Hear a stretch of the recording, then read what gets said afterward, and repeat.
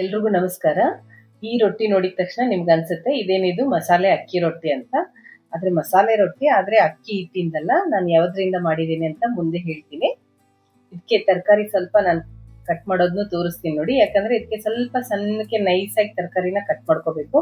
ಈರುಳ್ಳಿ ಎಷ್ಟು ನೈಸ್ ಆಗುತ್ತೋ ಅಷ್ಟು ನೈಸಾಗಿ ಕಟ್ ಮಾಡ್ಕೊಳ್ಳಿ. ಈ ತರ ರೊಟ್ಟಿ ಮಾಡೋದ್ರಿಂದ ಇದಕ್ಕೆ ಪಲ್ಯನೂ ಬೇಕಾಗಲ್ಲ. ಆಮೇಲೆ ಜಾಬ್ ಇಂದ ಬರ್ತಾರೆ, ತುಂಬಾ ಲೇಟ್ ಆಗಿ ಬರ್ತಾರೆ, ಅವ್ರಿಗೆಲ್ಲ ಏನ್ ಮಾಡ್ಬೇಕು ಅಂತ ತುಂಬಾ ಟೆನ್ಷನ್ ಆಗ್ತಾ ಇರುತ್ತೆ. ಅವ್ರಿಗೆಲ್ಲ ತುಂಬಾ ಯೂಸ್ ಆಗುತ್ತೆ. ಆಮೇಲೆ ತುಂಬಾ ಡಯಟ್ ಮಾಡ್ತಾ ಇರ್ತಾರೆ ನೋಡಿ, ಅವ್ರಿಗೇನು ಯೂಸ್ ಆಗುತ್ತೆ. ನಾನು ಯಾವ ತರ ಕಟ್ ಮಾಡೋದನ್ನ ತೋರಿಸ್ತೀನಿ ನೋಡಿ, ಅದೇ ತರ ಕಟ್ ಮಾಡ್ಕೊಳ್ಳಿ. ಈರುಳ್ಳಿ, ಹಸಿಮೆಣಸಿನ್ಕಾಯಿ, ಕೊತ್ತಂಬರಿ, ಕರಿಬೇವು, ಮೆಣಸಿನ್ಕಾಯಿನೆಲ್ಲ ನೈಸಾಗಿ ಕಟ್ ಮಾಡ್ಕೋಬೇಕು. ಆಮೇಲೆ ಕ್ಯಾರೆಟ್ ನ ಸ್ವಲ್ಪ ಕಟ್ ಮಾಡಿ ನಾನು ಇದನ್ನ ತುರ್ಕೋತೀನಿ. ಆಮೇಲೆ ತರಕಾರಿ ಅಷ್ಟೇ ಅಲ್ಲದೆ ಸೊಪ್ಪುಗಳನ್ನ ನೀವು ಏನ್ ಬೇಕೋ, ಯಾವ ಸೊಪ್ಪು ಬೇಕೋ ಅದಾದ್ರೂ ಹಾಕೋಬಹುದು. ಮೆಂತೆ, ಸಬ್ಬಸ್ಗೆ ಯಾವ್ದಾದ್ರೂ ಹಾಕೊಳ್ಳಿ. ಅಕ್ಕಿ ರೊಟ್ಟಿಗೆ ನೀವ್ ಏನೇನ್ ಹಾಕ್ತೀರಾ ಅದನ್ನೇ ಹಾಕೋಬಹುದು. ನಾನು ಅಕ್ಕಿ ರೊಟ್ಟಿಗೆ ಇಲ್ಲಿ ಸೌತೆಕಾಯಿ ಹಾಕ್ತೀನಿ, ಆದ್ರೆ ಇದಕ್ ಮಾತ್ರ ಸೌತೆಕಾಯಿ ಹಾಕಲ್ಲ. ನಾನು ಬೈ ಮಿಸ್ಟೇಕ್ ಆಗಿ ಫಸ್ಟಿಗೆ ನಾನು ಸೌತೆಕಾಯಿನ ಬುಟ್ಟಿನಲ್ಲಿ ಇಟ್ಕೊಂಡಿದ್ದೀನಿ, ಆದ್ರೆ ಸೌತೆಕಾಯಿ ಹಾಕಲ್ಲ. ಯಾಕೆ ಹಾಕಲ್ಲ ಅಂತ ಮುಂದೆ ಹೇಳ್ತೀನಿ. ಇದ್ ನೋಡಿ, ಬೀನ್ಸ್ ಯಾವ ತರ ಕಟ್ ಮಾಡ್ಕೊತಾ ಇದ್ದೀನಿ ಅಂತ ತೋರಿಸ್ತೀನಿ ನೋಡಿ.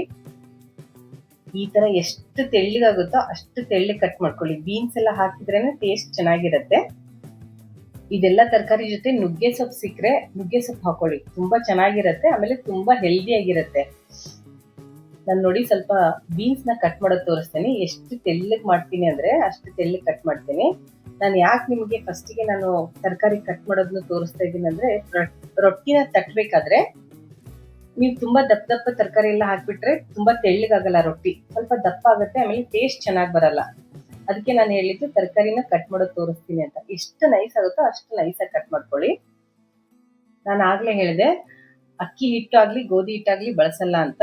ನಾನು ಇದನ್ನ ಜೋಳದ ಹಿಟ್ಟಿಂದ ಮಾಡ್ತಾ ಇದ್ದೀನಿ. ಜೋಳದ ಹಿಟ್ಟಿಗೆ ಸ್ವಲ್ಪ ಉಪ್ಪು, ಆಮೇಲೆ ಹೆಚ್ಚಿಟ್ಕೊಂಡಿರೋ ತರಕಾರಿ ಎಲ್ಲ ಹಾಕೋತಾ ಇದ್ದೀನಿ. ಹಾಕೊಂಡು ಆಮೇಲೆ ಈ ಈರುಳ್ಳಿ ಇರುತ್ತೆ ನೋಡಿ, ಕಟ್ ಮಾಡಿರೋ ಈರುಳ್ಳಿನ ಸ್ವಲ್ಪ ಕೈಯಿಂದ ಕ್ರಶ್ ಮಾಡ್ಬೇಕು. ಅಂದ್ರೆ ಅದೆಲ್ಲ ಒಂದಕ್ಕೊಂದು ಅಂಟ್ಕೊಂಡಿರುತ್ತೆ ಈರುಳ್ಳಿನ, ಅದನ್ನೆಲ್ಲ ಬಿಡಿಸ್ಬೇಕು. ಚೆನ್ನಾಗಿ ಸ್ವಲ್ಪ ಕ್ರಶ್ ಮಾಡಿದ್ರೆ ಅದೆಲ್ಲ ಒಂದ್ಕೊಂದು ಬಿಟ್ಕೊಂಡಾಗ ರೊಟ್ಟಿ ಹಿಟ್ಟು ಜೊತೆ ಚೆನ್ನಾಗಿ ಮಿಂಗಲ್ ಆಗುತ್ತೆ. ಅದು ಅಂದ್ರೆ ಚೆನ್ನಾಗಿ ಕೂಡ್ಕೊಳ್ಳುತ್ತೆ.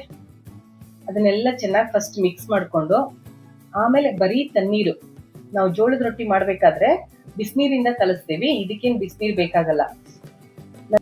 ನನ್ನ ಫ್ರೆಂಡ್ ಅನಿತಾ ಅಂತ, ಅವ್ರೊಂದ್ಸರಿ ಬಂದಾಗ ಈ ರೊಟ್ಟಿನ ಟೇಸ್ಟ್ ಮಾಡಕ್ ಕೊಟ್ಟಿದ್ದೆ.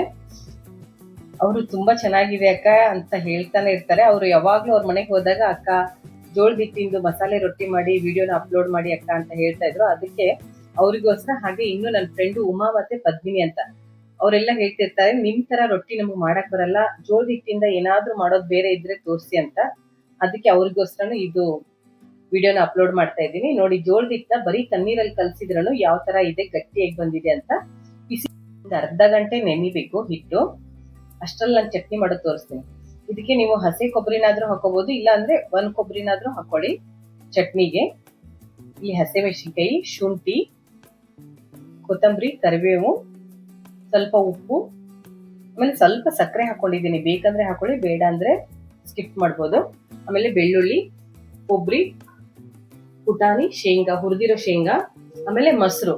ಇದನ್ನ ಮೊಸರಲ್ಲೇನೆ ರುಬ್ಬಬೇಕು, ಅಂದ್ರೆ ಚಟ್ನಿ ಚೆನ್ನಾಗಿರುತ್ತೆ ಈ ರೊಟ್ಟಿಗೆ. ಈಗ ಚಟ್ನಿ ರೆಡಿ ಆಯ್ತು. ಈಗ ರೊಟ್ಟಿ ಮಾಡೋದನ್ನ ತೋರಿಸ್ತೀನಿ ನೋಡಿ. ಎಷ್ಟ್ ಚೆನ್ನಾಗಿ ಬರುತ್ತೆ ಅಂದ್ರೆ ಒಂಚೂರು ಕಟ್ ಆಗಲ್ಲ. ಆಮೇಲೆ ಈ ಸೀಟ್ ಇದ್ರೆ ತುಂಬಾ ಯೂಸ್ ಆಗುತ್ತೆ ನಿಮ್ಗೆ ಈ ರೊಟ್ಟಿ ಮಾಡ್ಬೇಕಂದ್ರೆ.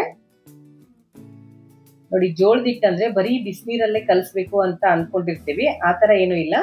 ನಮ್ಮ ಉತ್ತರ ಕರ್ನಾಟಕದವ್ರಿಗಂತೂ ತುಂಬಾ ಯೂಸ್ ಆಗುತ್ತೆ ಇದು. ಯಾಕಂದ್ರೆ ರೊಟ್ಟಿ ಮಾಡೋದು ಒಂದೊಂದ್ಸರಿ ಕಷ್ಟ ಆಗಿರುತ್ತೆ. ಎಲ್ಲಾದ್ರೂ ಆಚೆ ಹೋಗಿ ಬಂದಿರ್ತೀವಿ, ಅವಾಗ ರೊಟ್ಟಿನೇ ಬೇಕು, ಜೋಳದ ಹಿಟ್ಟಿಂದ ಏನಾದ್ರೂ ಬೇಕಂತ ಅಂದಾಗ ಇದನ್ನ ಮಾಡ್ಕೋಬಹುದು. ತುಂಬಾ ಚೆನ್ನಾಗಿರುತ್ತೆ, ಟೇಸ್ಟ್ ಚೆನ್ನಾಗಿರುತ್ತೆ. ಆಮೇಲೆ ಇಲ್ಲಾಂದ್ರೆ ಬರೀ ಮೊಸರು ಉಪ್ಪಿನಕಾಯಿ ಜೊತೆನೂ ತಿನ್ಕೋಬಹುದು ಇದನ್ನ. ಈ ತರ ರೊಟ್ಟಿನ ತಟ್ಟಬೇಕಾದ್ರೆ ನೋಡಿ, ಈ ತರ ಚಪಾತಿ ಮಾಡೋ ಮನೆ ಇರುತ್ತಲ್ಲ ಅದನ್ನ ಇಟ್ಕೊಳ್ಳಿ, ಅಂದ್ರೆ ನಿಮ್ಗೆ ಈಸಿ ಆಗುತ್ತೆ. ಇದನ್ನ ತಿರುಗಿಸಕ್ಕಾಗ್ಲಿ ಇದನ್ನ ತಟ್ಟಕ್ಕಾಗ್ಲಿ ತುಂಬಾ ಈಸಿ ಆಗುತ್ತೆ. ಯಾರಾದ್ರೂ ಫಸ್ಟ್ ಟೈಮ್ ವಿಡಿಯೋನ ನೋಡ್ತಾ ಇದ್ರೆ ಸಬ್ಸ್ಕ್ರೈಬ್ ಮಾಡ್ಕೊಂಡು ನೋಡಿ. ನೀವು ಎಷ್ಟು ತೆಳ್ಳಗೆ ತಟ್ತೀರಾ ಅಷ್ಟು ತೆಳ್ಳಗೆ ಬರುತ್ತೆ, ಒಂಚೂರು ಕಟ್ಟಾಗಲ್ಲ. ನೋಡಿ, ತೋರಿಸ್ತೀನಿ ಎಷ್ಟು ತೆಳ್ಳಗಾಗಿದೆ. ನಾನೀಗ ಇದನ್ನ ತವಾ ಮೇಲೆ ಹಾಕ್ತೀನಿ. ಸ್ವಲ್ಪ ಎಣ್ಣೆ ಹಚ್ಕೋತೀನಿ. ಬೇಕಂದ್ರೆ ಎಣ್ಣೆ ಹಚ್ಕೊಡಿ, ಬೇಡ ಅಂದ್ರೂ ನಡೆಯುತ್ತೆ. ನೋಡಿ ಎಷ್ಟು ಈಸಿಯಾಗಿ ಬರುತ್ತೆ. ಇದು ಜೋಳದ ಹಿಟ್ಟಿಂದಂತ ಅನ್ಸೋದೇ ಇಲ್ಲ, ಅಷ್ಟು ಚೆನ್ನಾಗಿರುತ್ತೆ. ಆಮೇಲೆ ಟೇಸ್ಟು ಚೆನ್ನಾಗಿರುತ್ತೆ. ಇದನ್ನ ಒಂದ್ 2-3 ಸರಿ ಆ ಕಡೆ ಈ ಕಡೆ ಚೆನ್ನಾಗಿ ಬೇಯಿಸ್ಬೇಕು. ನೋಡಿ, ಒಂದ್ 2-3 ಸರಿ ಹೊಳಸಿ ಬೇಯಿಸ್ಬೇಕು ಇದನ್ನ, ಅವಾಗ ಚೆನ್ನಾಗಿ ಬೇಯುತ್ತೆ. ಆಮೇಲೆ ತೆಳ್ಳಗಾಗಿರೋದ್ರಿಂದ ಬೇಗನೂ ಬೇಯುತ್ತೆ. ಆಮೇಲೆ ಬೆಳಗಿನ ಜಾವ ಬ್ರೇಕ್ಫಾಸ್ಟ್ಗೆ ಇದು ತುಂಬಾ ಯೂಸ್ ಆಗುತ್ತೆ. ಗ್ಲೂಟನ್ ಫ್ರೀ ಆಗಿರೋದ್ರಿಂದ ರೊಟ್ಟಿ ಯಾರಿಗೆ ಇಷ್ಟ ಆಗುತ್ತೋ ಅಥವಾ ಯಾರಿಗೆ ಮಾಡಕ್ ಬರಲ್ಲೋ ಅವ್ರಿಗೆಲ್ಲ ಈ ವಿಡಿಯೋನ ಶೇರ್ ಮಾಡಿ. ನೋಡಿ, ಜೋಳದ ಹಿಟ್ಟು ಕಲಸಿ ತಣ್ಣೀರಲ್ಲಿ ಕಲಸಿ ತುಂಬಾ ಹೊತ್ತಾದ್ರೂ ನೋಡಿ ಎಷ್ಟು ಕರೆಕ್ಟ್ ಆಗಿದೆ. ನಾವು ಅಕ್ಕಿ ರೊಟ್ಟಿನ ಯಾವ ತರ ಮಾಡ್ತೀವೋ ಅದೇ ತರ ಬರುತ್ತೆ ನೋಡಿ, ಕೈಗೆ ಒಂಚೂರು ಅಂಟ್ಕೊಳ್ಳಲ್ಲ, ಅಷ್ಟು ಚೆನ್ನಾಗಿರುತ್ತೆ. ಆಮೇಲೆ ಇನ್ನೊಂದು ಏನ್ ಗೊತ್ತಾ, ಜೋಳದ ಹಿಟ್ಟು ಫ್ರೆಶ್ ಆಗಿರ್ಬೇಕು, ಅಂದ್ರೆ ನಿಮ್ಗೆ ರೊಟ್ಟಿ ಚೆನ್ನಾಗಿ ಬರುತ್ತೆ. ಆಮೇಲೆ ನೀವು ಆದಷ್ಟು ಊರಿಂದ ಯಾರಾದ್ರೂ ಬರ್ತಾ ಇದ್ದಾರೆ ಆ ಕಡೆ ಉತ್ತರ ಕರ್ನಾಟಕದಿಂದ ಅಂದ್ರೆ ಅಲ್ಲಿಂದ ಫ್ರೆಶ್ ಆಗಿ ಹಿಟ್ಟನ್ನ ತರಿಸಿ. ಇಲ್ಲಾಂದ್ರೆ ಈ ಅಂಗಡಿಗಳಲ್ಲಿ ತಗೊಂಡ್ರೆ ಅದು ತುಂಬಾ ದಿನ ಆಗಿರುತ್ತೆ, ಅದ್ರ ಮೇಲೆ ಡೇಟ್ ಇರಲ್ಲ. ಅದಾದ್ರೆ ತುಂಬಾ ಅದ್ರದ್ದು ಜಿಗಿ ಅಂತೀವಿ ನಾವು, ಜೋಳದ ಹಿಟ್ಟಕ್ಕೆ ಒಂದು ಜಿಗಿ ಇರುತ್ತೆ, ಆ ಜಿಗಿ ಎಲ್ಲ ಹೋಗ್ಬಿಟ್ಟಿರುತ್ತೆ. ಸಪೋಸ್ ನೀವೇನಾದ್ರೂ ಅಂಗಡಿಯಿಂದ ಜೋಳನ ತಂದ್ಬಿಟ್ಟು ಮಿಷಿನ್ಗೆ ಹಾಕಿಸ್ತಾ ಇದ್ರೆ, ನೀವು 5 kg ಜೋಳದ ಹಿಟ್ಟು ತಗೊಂಡ್ರೆ ಅಥವಾ 2 kg ಜೋಳದ ಹಿಟ್ಟು ತಗೊಂಡ್ರೆ ಒಂದು ಎಷ್ಟಂದ್ರೆ ಒಂದು ಟಿಫಿನ್ ತಿನ್ನೋ ಸ್ಪೂನ್ ಇರುತ್ತಲ್ಲ, ಟೇಬಲ್ ಸ್ಪೂನು, ಅದರಿಂದ ಒಂದು 2 ಸ್ಪೂನು ಉದ್ದಿನ ಕಾಳು ಹಾಕ್ಬಿಟ್ಟು ಮಿಷಿನ್ಗೆ ಹಾಕ್ಸಿಟ್ಕೊಳ್ಳಿ, ತುಂಬಾ ಚೆನ್ನಾಗಿರುತ್ತೆ. ಹಿಟ್ಟು ತುಂಬಾ ದಿನ ಜಿಗಿ ಅಂತ ಇರ್ತೀವಲ್ಲ, ಅದು ಚೆನ್ನಾಗಿರುತ್ತೆ. ಇದೊಂದು ಟಿಪ್ಸು, ಜೋಳದ ಹಿಟ್ಟು ಬೀಸ್ಬೇಕಾದ್ರೆ ನಾನು ಯಾವಾಗ್ಲೂ ಉದ್ದಿನ ಕಾಳನ್ನ ಹಾಕ್ತೇನೆ. 5 kgಗೆನೆ ಜಾಸ್ತಿ, ಅದಕ್ಕೇನೆ ಪ್ರಮಾಣ ಜಾಸ್ತಿ, 10 kg ಬೀಸರ್ಗೆ ಪ್ರಮಾಣ ಜಾಸ್ತಿ. ನಾನು 2 kgಗೆ ಹೇಳ್ತಾ ಇದ್ದೀನಿ ನೋಡಿ. 2 kgಗೆ ಒಂದು 3 ಸ್ಪೂನು, 3 ಅಥವಾ 2 ಸ್ಪೂನು, 2 ಟೇಬಲ್ ಸ್ಪೂನ್ ಹಾಕಿದ್ರೆ ಸಾಕಾಗುತ್ತೆ.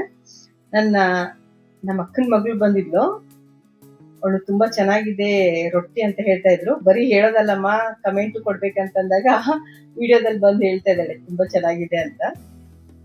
ನಾನು ಫಸ್ಟ್ಗೆ ಹೇಳಿದೆ ಅಕ್ಕಿ ರೊಟ್ಟಿಗೆ ಸೌತೆಕಾಯಿ ಹಾಕ್ತೀನಿ, ಇದಕ್ಕೆ ಬೈ ಮಿಸ್ಟೇಕ್ ಆಗಿ ನಾನು ಸೌತೆಕಾಯಿ ತೋರಿಸಿದೆ ಅಂತ. ಇದಕ್ಕೂ ಹಾಕ್ಬೋದು. ಯಾವ ತರ ಅಂದ್ರೆ, ನೀವು ತುಂಬಾ ಹೊತ್ತು ಹಿಟ್ಟು ಇಡಲ್ಲ, ಕಲಸಿರೋ ಹಿಟ್ಟು ಇಡಲ್ಲ ಅಂತಂದ್ರೆ ಹಾಕೋಬಹುದು, ಚೆನ್ನಾಗೇ ಇರುತ್ತೆ. ತುಂಬಾ ಹೊತ್ತು ಇಡ್ತೀವಿ ಅಂತಂದ್ರೆ ಸೌತೆಕಾಯಿ ಹಾಕೋಬೇಡಿ, ಯಾಕಂದ್ರೆ ಅದು ನೀರು ಬಿಟ್ಕೊಳ್ಳುತ್ತೆ ಅಂತ. ನಾನು ಅಕ್ಕಿ ಹಿಟ್ಟಿಗಾದ್ರೆ ಸ್ವಲ್ಪ ಅಕ್ಕಿ ಹಿಟ್ಟು ರಫ್ ಇರುತ್ತಲ್ಲ, ಅದಕ್ಕೆ ನಾನು ಅಕ್ಕಿ ಹಿಟ್ಟಿಂದು ಮಸಾಲೆ ರೊಟ್ಟಿ ಮಾಡ್ಬೇಕಾದ್ರೆ ಅದಕ್ಕೆ ಸೌತೆಕಾಯಿ ಹಾಕೊಂಡಿರ್ತೀನಿ, ಚೆನ್ನಾಗಿರುತ್ತೆ. ಅದು ಯಾವಾಗ್ಲಾದ್ರೂ ಒಂದ್ಸರಿ ವಿಡಿಯೋನ ತೋರಿಸ್ತೀನಿ, ನಾನು ಯಾವ ತರ ಮಾಡ್ತೀನಿ ಅಕ್ಕಿ ಹಿಟ್ಟಿಂದ ಅಂತ. ನೋಡಿ ಎಷ್ಟು ಚೆನ್ನಾಗಿ ಬರುತ್ತೆ ಅಂದ್ರೆ, ತುಂಬಾ ಬೇಗನೂ ಆಗುತ್ತೆ. ಆಮೇಲೆ ಬೆಳಗಿನ ಬ್ರೇಕ್ಫಾಸ್ಟ್ ಈ ತರ ಮಾಡಿಬಿಟ್ರೆ ಸಾಯಂಕಾಲ 4 ಗಂಟೆವರೆಗೂ ಏನ್ ಹಸು ಅಂತ ಅನ್ಸೋದೇ ಇಲ್ಲ, ಅಷ್ಟು ಚೆನ್ನಾಗಿರುತ್ತೆ. ಈಗ ಏನ್ ತೋರಿಸಿದ್ದೀನೋ ಅದೇ ತರ ಮಾಡಿ ನೋಡಿ.